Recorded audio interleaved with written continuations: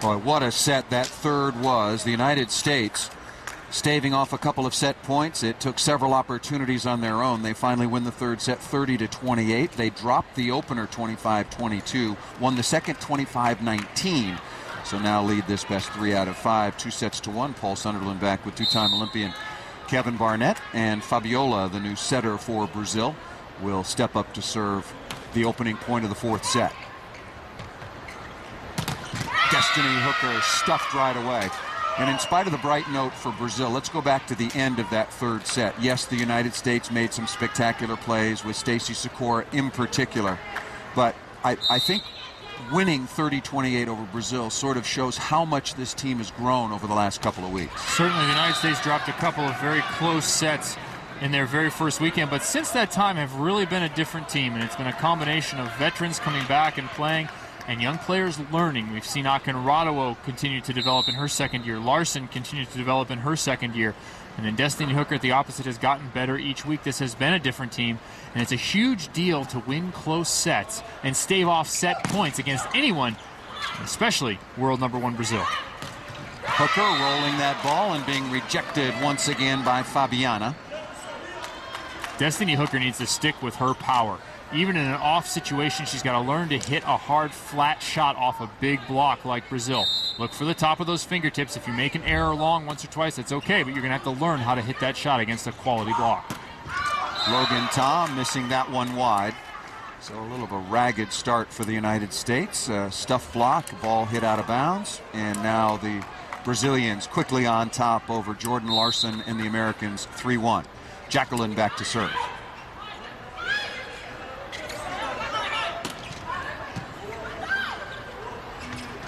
Quick play out of the back line, and a net violation is going to be called against the United States. If you're Hugh McCutcheon, do you call a quick early timeout here? Yes. I think we just heard it. Yes. I think the answer is in the affirmative.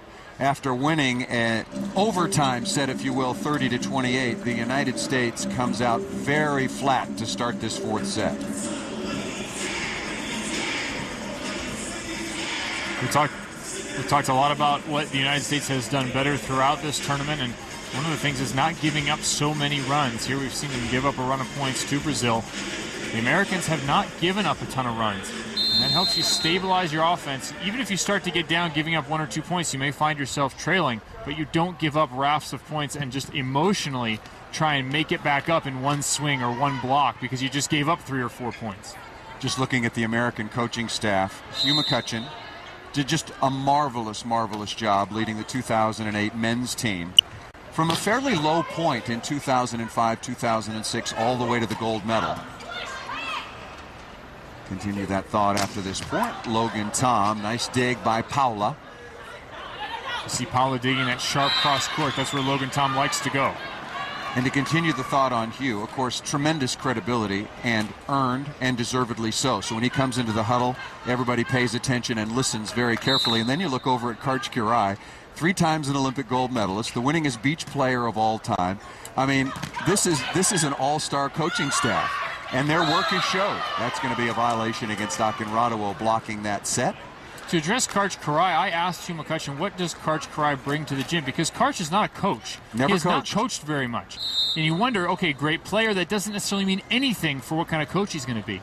But Hugh said what he brings to the gym is a history of winning, stories about success, the great success that he's had, and also an attitude of learning how to make the people around you better. That was the greatest asset of Karch. No matter who he played with, indoor or beach, he made the people that were around him better. And that's the true genius of him as a player and as a man. Well, I played with Karch in the '84 Olympics, and we were several years apart. He was just starting out his magnificent career. But when he first walked in the gym as a 19-year-old, you knew something was special. And not just because of his athleticism, but because the way he approached the game. He was such a student of the game, was trying to get better every day, probably from the very first day until the very last. And he was one of the most competitive people I've ever been around. And like you mentioned, he was always trying to do whatever it took to make the team better. The maturity and the focus, I think, is what has made Karch unique throughout his career. Of course, I was much younger than him and have only heard stories, but every time you hear him mentioned, it's about his intelligence and his dedication. Brazil got out quickly to start this fourth set. The opener of this fourth set. Akinradawo back to serve. Hugh McCutcheon forced to call an early quick timeout. Brazil now leading 6-4, but the Americans on top in the match, 2-1.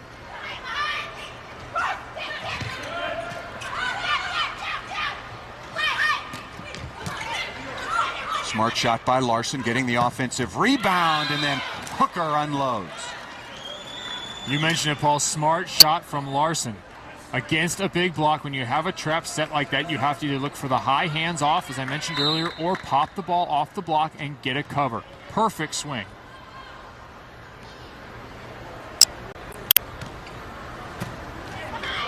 That jump float for Akinradawo is paying dividends. Logan Tom with an absolutely perfect bump set. 3-0 run now for the Americans. And this is what I like about Jordan Larson, the aggression that she has on the outside. She's not afraid to take a big cut at a high ball with a well-formed block. And that serves her well against a big block like Brazil.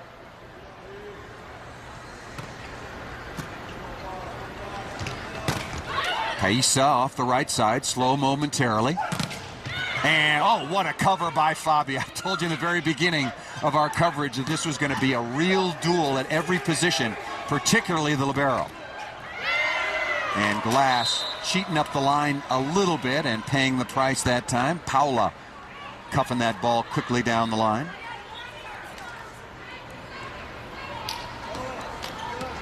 Jacqueline Carvalho, if you follow international volleyball very carefully, you know that her husband is Murilo Andres, who was recently most valuable player of the 2010 World League.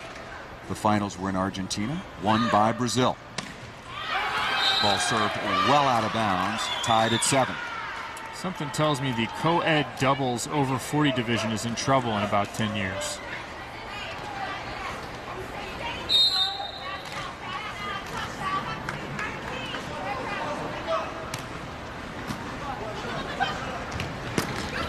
Aiza gets that ball easily into the deep middle. No defense there for the United States.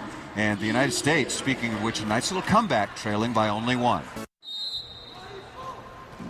This is the 2010 FIVB Grand Prix, continuing the finals from Ningbo, China. Heather Bound missing that jump serve for the United States. The Americans up 2-1, but trailing here in the fourth, 12-9.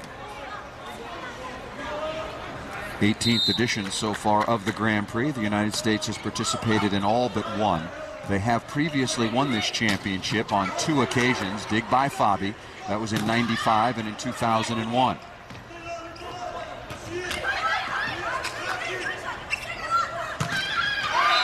Kill out of the back row, that time by Jacqueline. Both of these teams are very similar in their systems. They cover tips, they block well, they serve well. These right now, as we talked about, probably the 2 best teams in the world. The way Feluca Akinradawo, Jordan Larson, and the United States have improved during the course of this tournament. They both play the entire game. There's nothing they don't do, and they focus on the flow of the match. They move very well from one phase to the next. They go from blocking to transition off back into offense. They cover. They do all the small stuff, and really makes for some great volleyball. And it's marvelous to watch these athletes play the game. These are really some of the premier female athletes in the world. Crushed out of the middle by Fabiana that time, and both very well coached. They follow the game plan. The United States head coach Hugh McCutcheon, Jose Guimarães, one of the best in the business for a long, long time, not only has won a gold medal coaching the Brazilian women in 2008, but the Brazilian men in Barcelona in 1992. The United States now trailing 14-10. And Hooker somehow manages to squeeze that ball through a well-formed Brazilian block. Point and possession to the Americans. That was over the top. Destiny Hooker just rises up. Her jumping ability is second to none. The United States, 8-match winning streak. I sold them a little bit short. I forgot about the double dip against Thailand, so I mentioned 7 previously. But the Americans, to be absolutely accurate, have won 8 straight. And are the only undefeated team right now in the Grand Prix finals. This was a good schedule for the Americans. They had a pretty easy time in pool play, didn't have to face Brazil. They did have to face Italy, but they got Thailand twice. And then when they came to the finals, they had an opportunity to kind of work their way forward, facing Brazil in the third match after warming up against Poland and then going against China. Really a good schedule. That was a pretty good warm-up against Poland, 15-12 in the fifth. That would get your attention. And then just drilled Italy to set up this all-important matchup against number 1 Brazil. Timeout. The United States coming back on the court in Ningbo, China, now looking up at Brazil thanks to some dominant play by their 6'5" middle blocker Thaisa. Killing, blocking, serving exceptionally well, and she continues at the line. Brazil now leading 20-14, looking to tie this match at 2 sets apiece. And Down rips that ball out of bounds. So this has not been a good response. The Americans lost the opening set 25-22, won the second 25-19, and then in maybe the best set of the Grand Prix so far played that involved the United States, they won the third 30-28. Not just saying that because the Americans won. There were some magnificent plays by both teams. Service error by Thaisa, but a commanding lead now by Brazil. There has been some great volleyball in this match, and really this is the first time one team has stretched out over the other in a big way. Challenge for the Americans now is going to be how can they right the ship at the end of this set, and even if they don't take this set, they're going to need to enter set number 5 refocused and back to playing the kind of volleyball they did earlier on in this match. Fabiana with a fortunate kill off an American block by Heather Bound and out of bounds. So now Brazil just 3 points away. Brazil ranked number 1 in the world, the United States at number 4. Brazil, the best record in the preliminary round at 8-1. The United States was 7-2. If Brazil, or if the United States is going to get back into this match and start playing their brand of volleyball, they're going to have to get back to passing the ball.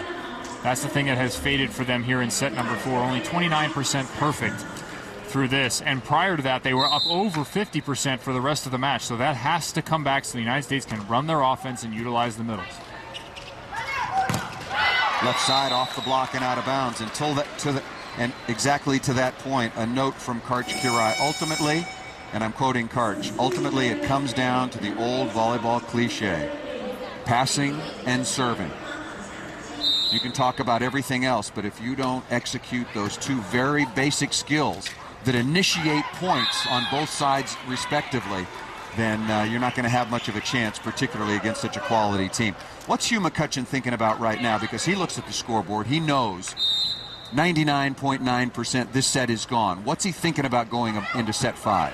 He's thinking about what he's going to say to his team between the 2 sets to get them refocused. We know they have the ability. You know that they have the physical wherewithal to compete with Brazil and dominate this match. The question is getting them mentally prepared to come back in set number 5 because it's a reset. Everything's over. It doesn't matter what's happened. It's 2-2. It's just a game to 15 for all the marbles. But how do you convince your team that Brazil now doesn't have all the confidence and all the momentum? Because if you look at the women in bright yellow, they're rolling right now, and this is what really makes them dangerous. I think the U.S. knows that they can compete with Brazil on any given day physically. That's not really a concern. For the Americans, it's what can I do on my side? You don't worry about Brazil. It's about focusing on your side, what you're doing, and the very next contact you're about to make on the ball. Sasa into serve now for Fabiana, and that'll do it. Thaisa continues her dominating play, and we're going the distance. Brazil and the United States will play 5.